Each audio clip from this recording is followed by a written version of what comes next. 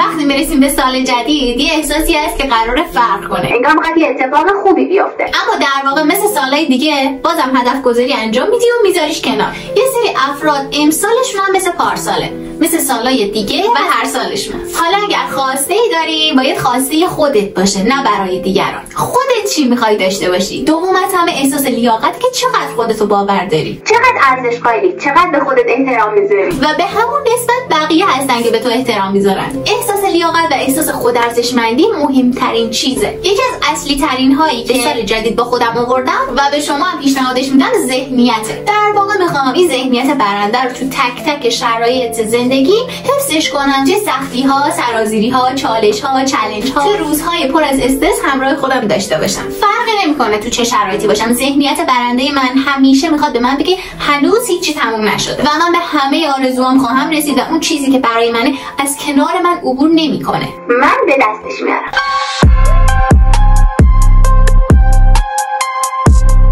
سلام به دخترها و نهالچه‌های قشنگم. من نهال هستم. به یوتیوب چنل خودتون خیلی خیلی خوش اومدین. در حال حاضر چند روزی هست که از سال جدید گذشته. معمولا اون 7-8 روز آخر سال و اول سال خیلی هممون پر انرژی و پر ذوق و شوقیم. تو این تایما هر چقدرم که یه آدم ناامید باشه، یه روزنه کوچیکی از امید هنوز تو دلش وجود داره. مثل سالهای گذشته، مثل هر سال یه سری هدف امسال هم برای خودم تعریف کردم و از روزی که سال جدید شروع شده دارم با خودم تکرارشون میکنم و در واقع میخوام اونا رو با شما شیر کنم.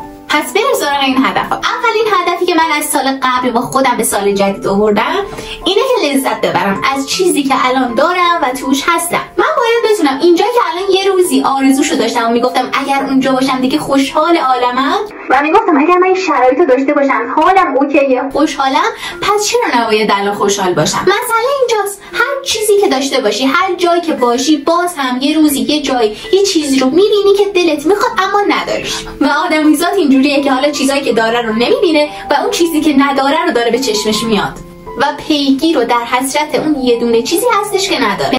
آقا و این یعنی به نظر من حماقت محض تو زندگی. مثلا فکر کن اون چیزی که توی سالها، توی مدتها، ماها حتی به دستش آوردی رو دیگه نبینی، دیگه برات جالب به نظر نیاد، دیگه بهش توجه نکنی، اون وقت بری سراغ چیزی که نداری، گیر بدی شده الا نشده. من این یه دونه چیزو میخوام، من هیچی ندارم چون این یه دونه چیز رو ندارم. خیلی چیز مسخره این موضوع. واقعا قبول داری؟ بابت یه دونه چیزی که نداری، دو تا چیزی که نداری قور بزنی و ناشکری کنی. ببین همیشه قراره این داستان پیش بیاد و تو نمیتونی کل چیزهای خوب دنیا رو همزمان با هم دیگه داشته باشی. انسان خیلی فراموشکاره، خیلی زیاد یادش میره. خیلی یادش میره که به خودش و خداش چه قولایی داده. یه آدم میتونه در آن واحد کل چیزهایی که تا الان به دست آورده رو، چه دستاوردهایی داشته، چه کارهایی کرده، چه شرایطی رو پشت سر گذاشته رو، سختی‌هایی که از سر گذرونده رو که سنگ رو آب میکنه رو بیخیال بشه و فراموش کنه. اما چه اینا رو آدم یادش میره که از کجا چه جوری به کجا رسیده. پس هر از چند گاهی باید برای خودش یادآوری کنه که با چه مشکلاتی دست و پنجه نرم کرده و الان به کجا رسیده و این اصلا حس بدی درش نداره. اتفاقا بالعکس. ببین مثلا کاری که من هر چند وقت یک بار انجام میدم، مثلا 3 ماه یک بار، 6 ماه یک بار، اینه که یه بار یه نامه برای خودم بنویسم و کاملا ذکر میکنم من نهال الان کاملا کجا هستم، تو چه شرایطی هستم، چه کاری دارم، حساب بانکیم چه مقدار توش پول هست، چه شرایطی دارم، کجا زندگی میکنم، چند تا سفر رفتم، اصلا سفر نرفتم، چه حال روحی دارم، چه حال از لحاظ جسمی، چه وضعیت جسمانی دارم، از نظر سلامتی در چه جایگاهی هستم، اصلا چه مقدار بدهی، چه مقدار طلب از کسی دارم، هر نوع شرایطی که دارم رو با جزئیات می‌نویسم. و حالا نکتهش اینجاست که یا مثلا 3 ماه دیگه یا 6 ماه دیگه میام به همین نامه سر میزنم و میخونمش، حالا خودم رو با خودم مقایسه میکنم. این کار بزرگترین اعتماد به نفس، احساس خود ارزشمندی، خود باوری رو به من میده که با چیز دیگه اصلا به دست نمیاد و قابل مقایسه نیست. و حالا میخوام بگم مثلا چند ماه دیگه میام برمیگردم به این نامه رو میخونم برای خودم و نگاه میکنم، تازه یادم میاد که آها مثلا من توی تابستون چه شرایطی داشتم. اینجاست که میگم انسان آدمیزاد فراموشکاره، یادش میره که چه شرایطی رو از قبل پشت سر گذاشته. یا برمیگردم به خودم میگم وای یادت رفته، ببین چی شده بود، چه اتفاقی افتاده بود، فلان موضوع اصلا تموم شد و تو اصلا یادت نمیاد که چطوری تموم شد. مثلا بالاخره قرضام تموم شد، بالاخره درآمد 100 میلیون این ماه رو تیک زدم، 200 میلیون این ماه رو تیک زدم. یا مثلا 100 میلیون بدهی رو من پاس کردم، تونستم در عرض 3 ماه 100 میلیون بدهی رو من پرداخت کنم. چطوری تونستم؟ مثلا گفته بودم من باید 5 کیلو تو این ماه کم کنم، در حالی که الان خودم وزن میکنم میبینم 8 کیلو من این ماه کم کردم، 8 کیلو تو این 2 ماه 3 ماه کم کردم، در حالی که همون موقع 3 ماه پیش 6 ماه پیش من آرزو داشتم فقط 5 کیلو رو کم کنم. بعد الان 8 کیلو رو کم کردم، یعنی برای من جای خوشحالی نباید داشته باشه. و یادآوری تموم این مسائل کاری میکنه که من حسرت هیچ چیزی رو تو زندگیم نخورم. یادم بیاد که از کجا به کجا رسیدم، چه کارهای بزرگی رو انجام دادم، دستاوردهای خودم به چشمم بیاد، کارهای خودم به چشمم بیاد و در حسرت اون یه دونه چیزی که ندارم نباشم. چرا نباشم؟ چون دوباره الان بعد از چند ماه یه نامه جدید برای خودم مینویسم، دوباره برای خودم مینویسم که تو چه شرایطی هستم تا دوباره ماهای بعد بیام که بهش سر بزنم. اهداف، آرزوها و تارگت هام رو تو این نامه مینویسم و دوباره بهشون سر میزنم. این نامه بهت کمک میکنه که عزت نفست رو بالا نگه داری و فراموشش نکنی. حالا کاری که ما امسال میخوایم انجام بدیم، نقطه یا بچه اشتراکش دقیقاً همون نامه است، اما با این تفاوت که اوکی الان من یه چیز رو میخوام، پس اوکی باید براش تلاش کنم، ولی فعلا ازشون میگذرم و رهاش میکنم. یه چیزی رو میخوام بهش برسم، فعلا رهاش میکنم، گیر نمیدم بهش که من حتما همین الان 10 روز دیگه، 20 روز دیگه، 1 ماه دیگه باید بهش برسم، چون میدونم که میرسم، فقط صرفا رهاش میکنم، گیر نمیدم بهش و این موضوع رو برای خودم تبدیل به یه مسئله سمی نمیکنم. در پی حسرت و نگرانی و ترس به دست آوردن و ترس از دست دادنش دیگه نخواهم. اینجوری میشه که الان در حال حاضر از چیزی که دارم لذت میبرم، اون چیزی که میخوام رو فعلا رها میکنم تا زمانی که بهش برسم. در واقع الان خوشحالم، وقتی که اونو به دست بیارم خوشحال‌تر میشم. این جمله‌ای که میخوام بگم رو توی بک‌گراند گوشی، توی نوت گوشی، توی دفتر، توی کاغذ، هر جا که میخوای بنویس. اصلا قاب کن بزن کنار تختت. اگر الان از چیزهایی که داری خوشحال نباشی، از به دست آوردن هدفها و آرزوهایی هم که داری، در آینده خوشحال نمیشی. بزن به افتخارش. چرا؟ میپرسی چرا؟ چون چیزایی که الان داری آرزوهای گذشته توه، ولی از داشتنش خوشحال نیستی. پس این سیکل مسخره دوباره تکرار میشه. اگر قراره من این لحظه رو از دست بدم، نه رسیدنی در کاره نه خوشحالی. این موضوع رو متوجه شو لطفا. هدف من اینه که برگردم تو این لحظه و هر کار که لازم برای آرامش خودم انجام بدم و میدونم که میرسم و هیچ قدرتی بالاتر از قدرت خدای من نیست و اون چیزی که برای منه به سمت من میاد. فقط کافی که در لحظه حال باشم و نمیخوام از هیچ کدوم چیزهایی که دارم دست بکشم و نادیدش رو بگیرم. اگر تو این لحظه نتونی شاد باشی و شاد بودن رو یاد نگیری، به هر چیزی که تو این دنیا به دست بیاری از داشتنش شاد نمیشی. باور کن، این حقیقت محضه. میدونم که 100 بار خودت این موضوع رو تجربه کردی ولی باز دوباره تو این سیکل مسخره گیر افتادی. هدف بعدی اینه که آقا روتین روزانه رو باید حتما داشته باشی. این روتین اصلا ربطی به این موضوع نداره که آقا تو پر از مشغله‌ای، سر کار داری یا اصلا بیکاری، سر کار نمیری، خونه داری، تو خونه هستی، هیچ کاری برای انجام دادن نداری. پس هیچ فرقی نمیکنه تو آیا در حال حاضر کاری برای انجام دادن داری یا نداری. فقط صرفا قراره یه روتینی رو با هم دیگه داشته باشی. پس مسئله اصلا این نیست که کاری باید داشته باشی، مسئله اینه که باید یه احساس خوب، باید یه حس درونی خوب در خودت ایجاد کنی. برای مثال من صبح که از خواب بیدار میشم اصلا نه به این گوشی دست میزنم نه نگاش میکنم، چون تجربه کردم. منم مثل شما تک تک این مسیرها رو رفتم، منم همه این کارهای اشتباه رو انجام دادم. مثلا تجربه کردم اون روزی که گوشی دستم میگیرم اول صبح نگاه میکنم، میرم پیج های خبری رو یا چک میکنم یا نگاه میکنم یا میخونم یا ویدیو خاصی رو چشمم میخوره نگاه میکنم یا پیج های همکاری رو اصلا نگاه کنم، یا اصلا حس این که من اول صبح پشتم این گوشی رو تو دستم گرفتم، این فرکانس گوشی رو وارد بدن خودم کردم. به شدت بابت این موضوع من حالم بد شده. میدونی چرا؟ چون بعد از حدودا نیم ساعت 1 ساعت به خودت میای میبینی همینطوری داشتی توی پیج های مختلف، توی انواع اقسام ویدیوهایی که حالا تو این اینستاگرام آپلود میشه، توی انواع استوری هایی که این بلاگرها رو فالو کردی داری میچرخی، داری با لذت نگاه میکنی همینجوری و یه چیزی باعث میشه تو نتونی از این گوشی بیای بیرون. وقتی هم که نمیذاره از گوشی بیای بیرون، یه دفعه میبینی همون 1 ساعت گذشته. 1 ساعت هم گذشته، تو به هیچ کاری نرسیدی، نتونستی یه صبحانه بخوری. یعنی 1 ساعت از خواب بیدار شدی، هیچ صبحونه نخوردی، هیچ تحرکی نداشتی، هیچ نوری به صورتت نخورده، هیچ هوایی رو استشمام نکردی از بیرون، هوای تازه‌ای رو، هیچی، خلاصه هیچی به هیچی. این باعث شد بعد از تجربه‌های زیاد متوجه بشم که آقا من اول صبح اگر از گوشی استفاده کنم حالا بد میشه، حس بدی به من میده، جوری میشم که تا آخر شب یه احساس کرختی، احساس بدی توی خودم دارم. حالا موضوع جالبش اینجاست، تو این 1 ساعتی که تو این حالا هر اپلیکیشن و پلتفرم دیگه چرخیدی، انواع اقسام محتواهای مختلف رو وارد مغزت کردی و قطعاً 70-80% محتوا هم دروغ هستن. یعنی همشون اینطوری نیست که حتما طرف واقعا داره راست میگه، راجع به واقعیت زندگی صحبت میکنه، یا واقعا توی این لحظه این استوری رو گرفته، واقعا الان این متن رو از خودش نوشته، واقعا اینجا این ویدیویی که گرفته مربوط به خودشه، مربوط به این لحظهشه و هر چیز دیگه. خلاصه 70-80% محتوایی هم که ما میبینیم توی این اینستاگرام دروغه. وقتی هم که بعد از 1 ساعت از گوشی میای بیرون، یه دفعه خودت میبینی با خودت میگی وای خدای من اصلا حوصله ندارم امروز روزش نیست، امروز حال ندارم مثلا برم سر کار، حال ندارم پاشم برم ورزش کنم، حال ندارم پاشم برم اون کار بانکی، اون کار اداری که می‌خواستم انجام بدم. نه امروز روزش نیست، ولش کن. دیدی چی شد؟ مطمئنم چیزی که دارم میگم برای همتون یه بار تجربه شده، یه بار همتون دقیقاً همین احساسو داشتید. حداقل برای من که اینجوریه، اینو در جریان باشید. حالا حرف من اینه آقا، تو صبح از خواب بیدار شدی، به این گوشی اصلا کاری نداشته باش.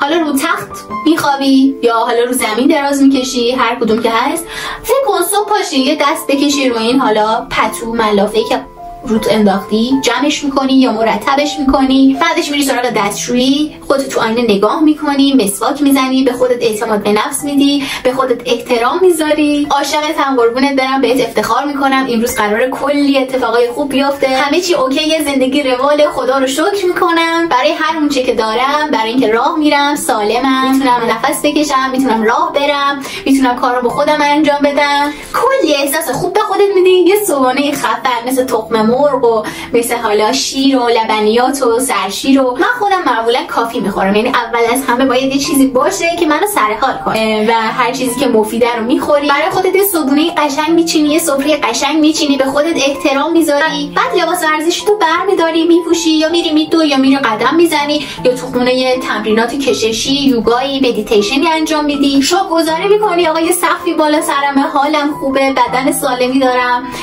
وضعیت جسمی اوکیه، خانواده‌ام اوکیه، خانواده خوبی دارم، سالمن، مادرم حالش خوبه، میخنده، سالمه، کنار من حالش خوبه، ثروتی میاد و میره، برای این انرژی که دارم، به خاطر وجود خدا، به خاطر این حال خوبی که دارم، به خاطر این زیبایی ها، به خاطر این انرژی فوق العاده دنیا، به خاطر این قانون های قشنگ طبیعت، هر چیزی که دلت میخواد رو میتونی به خودت بگی و شکرگزاری کنی. به خاطر تک تک چیزهایی که داری یه نگاهی میندازی به دور و برت، ببین چیا داری. ورزش کردی، یه دوش میگیری، سبک میشی، شاداب میشی، اومدی بیرون از همون، یه کرمی به پوستت میزنی، یه آبرسانی به پوستت میزنی، یه تونری میزنی، یه رژ لب خوشگلی میزنی و حالا تازه از اینجا به بعد میتونی وارد گوشی و فضای مجازی بشی و ازش استفاده کنی.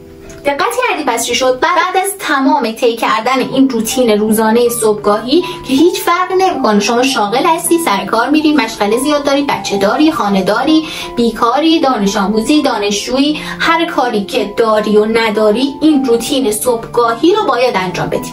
از اینجا به بعده که تو میتونی حالا وارد گوشی بشی، ویدیویی ببینی، پادکستی گوش کنی، کتابی بخونی، تو یوتیوب مطلبی نگاه کنی، ویدیویی نگاه کنی، ویدیو آموزشی ببینی، آموزشی رو دوباره در طی روز ادامه بدی، نگاه کنی. حالا آموزش که یا بهت حال خوب میده یا اینکه بهت اطلاعاتی رو اضافه میکنه و یا ویدیویی که باعث بشه که بخندی، خوشحال بشی، طنز آمیز باشه، جالب باشه. حالا بقیه روز هر کاری کنی، بچه داری کنی، اصلا هیچ کاری نکنی، کتاب بخونی، دیگه براش بگم تلویزیون نگاه کنی، باز هم ورزش کنی، به باشگاهت بری، به مدرسه بری، دانشگاه بری، سر کار بری، که فرقی نمیکنه. تو این روتین صبحگاهیت رو داشتی، انجام دادی و از خودت راضی خواهی بود. نکته اصلیش اینجاست، زمانی که شما یه روتینی داری، زمانی که این همه برای خودت وقت گذاشتی، به خودت احترام گذاشتی، این همه خدا رو شکر کردی، سپاسگزاری کردی، تک تک چیزایی که تو زندگی داری رو به چشمت آوردی و از این گوشی اول صبح اصلا استفاده نکردی،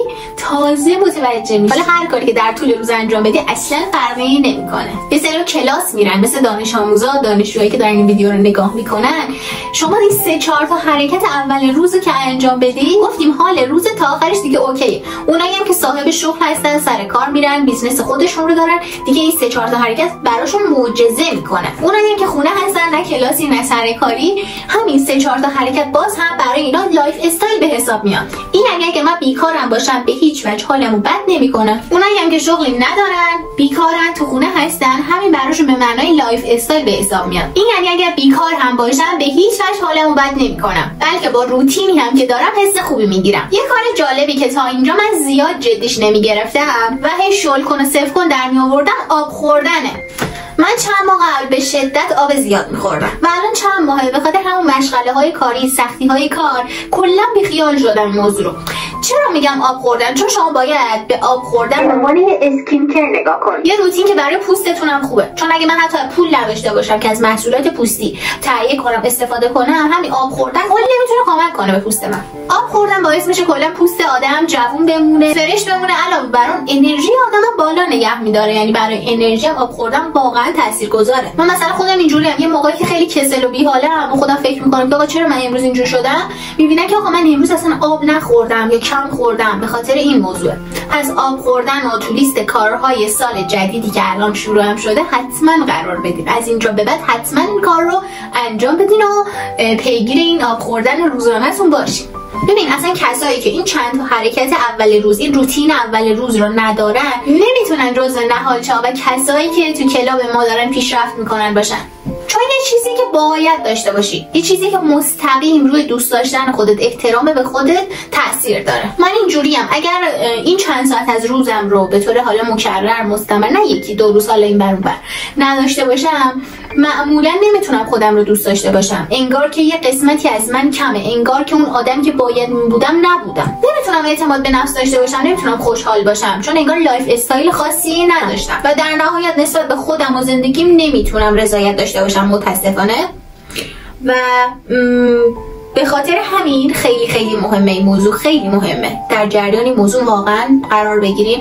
و اگر خواهری، دوستی، رفیقی، دختر خاله، آشنایی دارین که واقعا این رو موضوع رو شما الان تاثیر گذاشته، تاثیرش رو به اون فرد دیگه هم انتقال بدید. یکی دیگه از هدفهایی که باید یادش بگیریم و تو لیست هدفهای سال جدید امسالتون قرارش بدین اینه که همین الان انجامش بدین. همین الان اگر قراره پاشی بری کاری رو انجام بدی، پاشو برو فلان کتاب رو باز کن، 2 خط اولش رو بخون. پاشو برو هر کاری که لازم برای سلامتی، برای پوستت، برای شادابی، برای آرامش روحت، برای اعتماد به نفس لازمه انجام بده. یعنی منتظر روز جدید، سال جدید، ماه جدید نباشی. ببین من باید یاد بگیرم خودم رو تو اولویت قرار بدم و عاشق خودم باشم. عاشق خودت بودن خیلی مهمه. این بشه عادت روزانه من و تو که هر روز صبح از خواب بیدار شدیم جلوی آینه به خودمون عشق بدی. ناراحتی بازم به خودت عشق میدی، اتفاقی افتاده بازم به خودت عشق میدی، خودت به خودت انرژی مثبت میدی هر روز صبح جلوی آینه. من خودم رو اولویت قرار بدم خیلی چیز مهمیه بچا. خیلی شما اگه در طی روز 2 بار 3 بار به این نفر میگی عاشقتم، باید همون رو ضرب در 2 بکنی، به خودت بگی عاشقتم، به خودت بگی من میمیرم برات، تو خیلی آدم جالب و خفنی هستی، تو خیلی فوق العاده ای، تو معرکه‌ای، هر چی که شده، هر اتفاقی که افتاده، هر اشتباهی که کردی، تو آدمی، تو حق اشتباه داری، حق انتخاب راه غلط داری، میتونی تجربه کنی ولی دوباره از اون مسیر برگردی و هر روز صبح به خودت احترام رو بذاری و هر روز صبح این رو به خودت یادآوری کنی. ببین مثلا الان تو یه عالمه کار انجام نشده داری، خب برای خودت مثلا برنامه داری، اصلا میخوای به خودت ریلکس باشی، استراحت کن، ولی دوستت که بهت زنگ میزنه الو نه حال هستی با هم امشب یه برنامه بچینیم، هستی بیام پیشت، یا اصلا میتونی بیای پیشم با هم مثلا یه غذا سفارش بدیم. اینجا باید چیکار کنی به نظرت؟ اینجا اگر بگی اوکی، بعد از تماس گوشی رو بذاری، قرش رو سر خودت میخوای بزنی. الان که موقعش نبود، میخواستم استراحت کنم، فلان کارو داشتم، چرا الان مثلا گفتم باشه فلان. میدونی قراشو سر خودت داری میزنی. هممون این تجربه رو داریم، هممون این مدلی بودیم و هستیم. یه سریامون هنوز قرشو سر خودت میزنی. وای الان حوصله اونو ندارم که کی حوصله اونو داره. یا مثلا تا فلان ساعت میخواد وقتمو بگیره، تا ساعت 10 تا باور کنی میخواد وقت منو بگیره. به هیچ کاری امروز نمیرسم.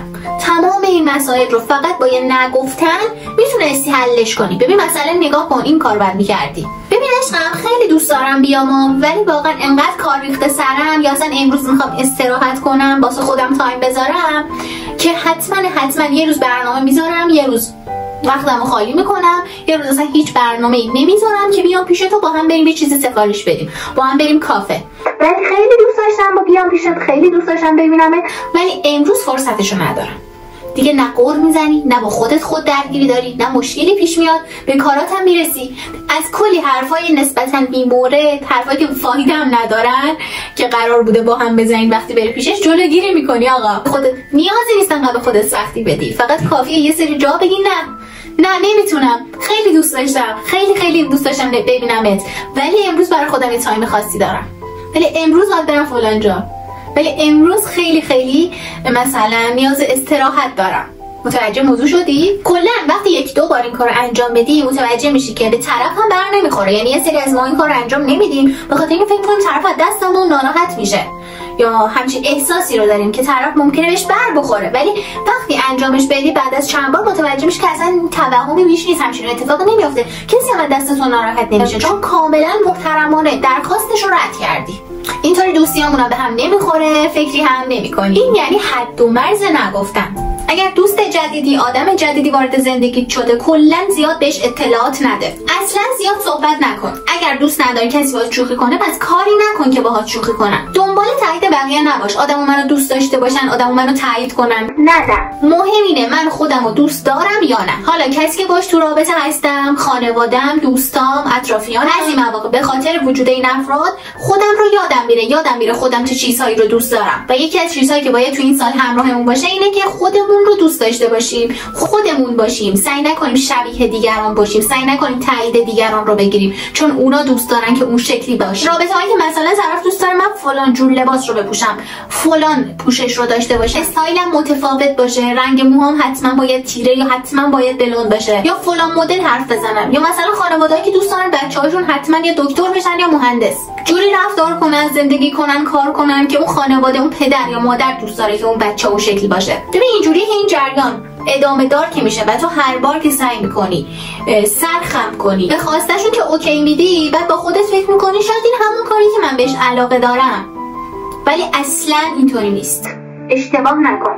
در صورتی که وقتی رو خودت عمیق میشی متوجه میشی، میگی نه بابا مثلا من موی قهوه‌ای دوست دارم. اگر طرف دوست داره تو حتما موت بلوند باشه، اصلا اینطور خوشحال نمیکنه.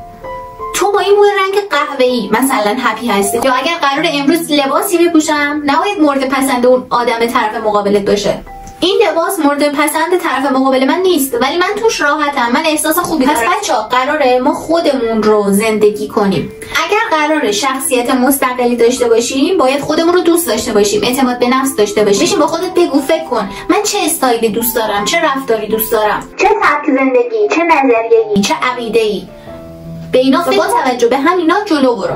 امیدوارم که از این ویدیو لذت برده باشین. خیلی خوشحالم که تو سال جدید با شما هستم، در کنارتون. امیدوارم این هدفهای جدید برای ساختن یه ورژن برتری از خودتون بهتون کمک کرده باشه. اگر موضوعی هست که دوست دارین به چنل اضافه بشه و راجبش ویدیو بسازم، حتما تو قسمت کامنت ها برام بنویسید. بدونید که خیلی شما نهال چهار رو دوست دارم. تا یه ویدیو دیگه، خدا نگهدار.